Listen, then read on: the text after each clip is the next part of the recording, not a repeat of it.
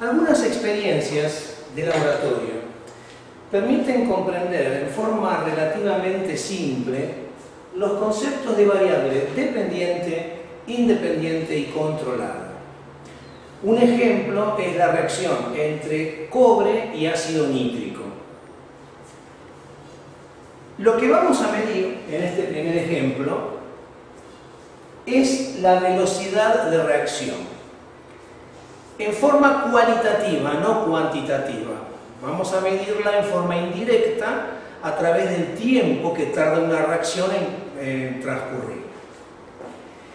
La variable dependiente es la velocidad de reacción, ya que depende, está influenciada por otra variable, que es la variable independiente. La variable independiente es la que modificamos intencionalmente con la finalidad de determinar cómo influye sobre la variable dependiente, es decir, sobre la velocidad de la reacción.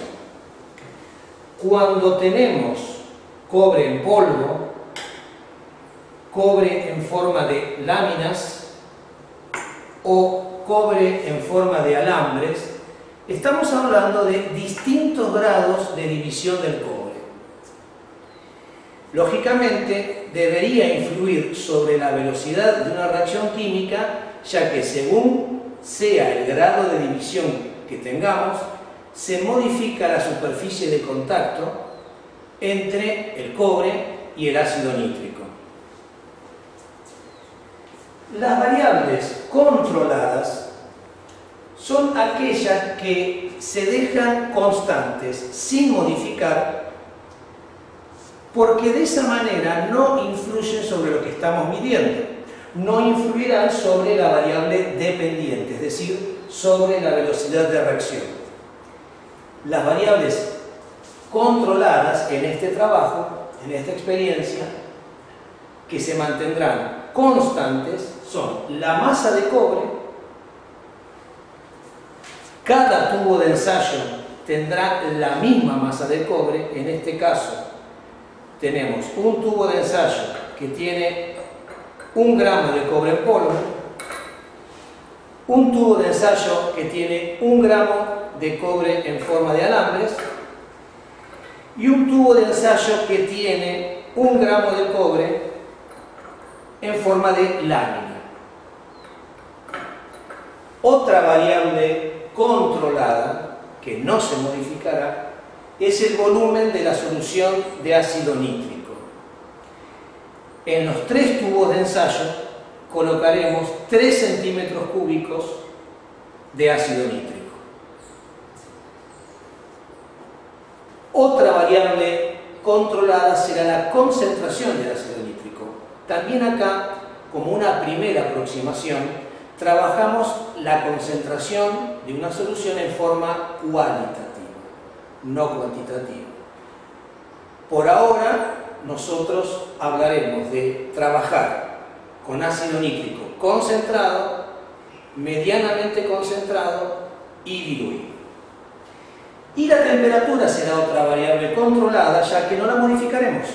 El tubo de ensayo no será enfriado, no será calentado. Es decir, que la temperatura será otra variable controlada. Es aconsejable cuando se trabaja con ácido nítrico, debido a que es peligroso, puede dañar la piel, los ojos, la ropa, trabajar con guardapolvo, con guantes de látex y con gafas protectoras.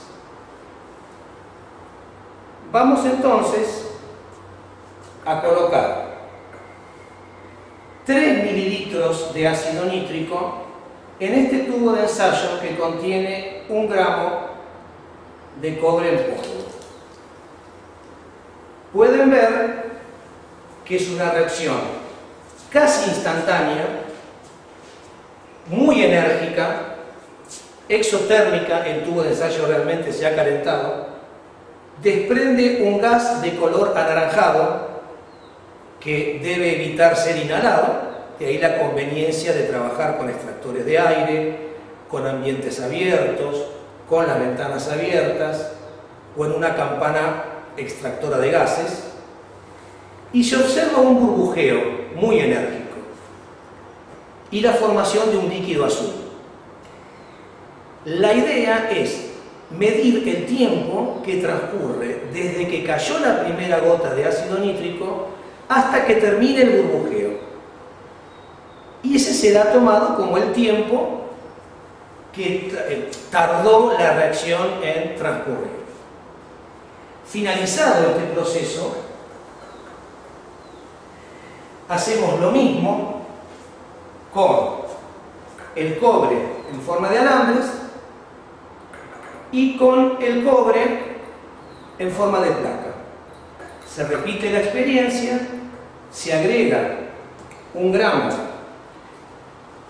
de cobre en cada tubo de ensayo, 3 mililitros de ácido nítrico, se observan las características de la reacción, si hay mayor burbujeo, menor burbujeo, más vigoroso, menos vigoroso que en el caso anterior, se observan las características de la formación del líquido azul, su intensidad, pero principalmente se vuelve a tomar el tiempo que transcurre desde que cayó la primera gota de ácido nítrico hasta que termina el burbujeo.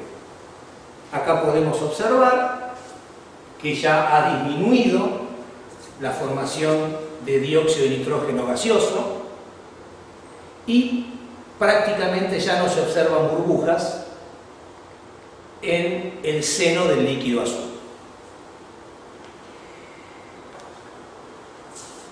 Para profundizar el entendimiento de las variables dependientes, independientes y controladas, los alumnos harán ellos mismos ciertas modificaciones, es decir, planificarán otros trabajos prácticos. Por ejemplo,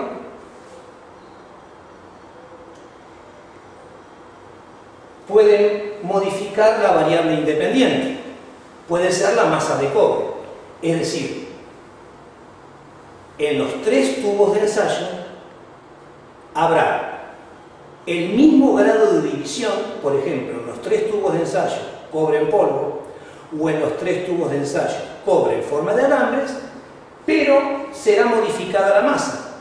Puede haber 1 gramo de cobre en un tubo, 2 gramos en el otro y 3 gramos en el otro. El grado de división del cobre automáticamente pasa a ser una variable controlada. Entonces, el nuevo objetivo de esa nueva experiencia será determinar cómo influye la masa de cobre sobre la velocidad de la reacción. Así como en el primer trabajo, el que mostré recién, el objetivo había sido determinar cómo influye el grado de división del cobre sobre la velocidad de la reacción. Y otra variante puede ser que la variable independiente sea el volumen de la solución de ácido nítrico, es decir, modificar el volumen en cada tubo de ensayo, pero entonces estas pasan a ser las variables controladas, grado de división, masa, concentración y temperatura, y finalmente otra variante respecto a la variable independiente es la concentración del ácido nítrico. Modificar la concentración del ácido nítrico y dejar como variables controladas grado de división, masa, volumen y la temperatura.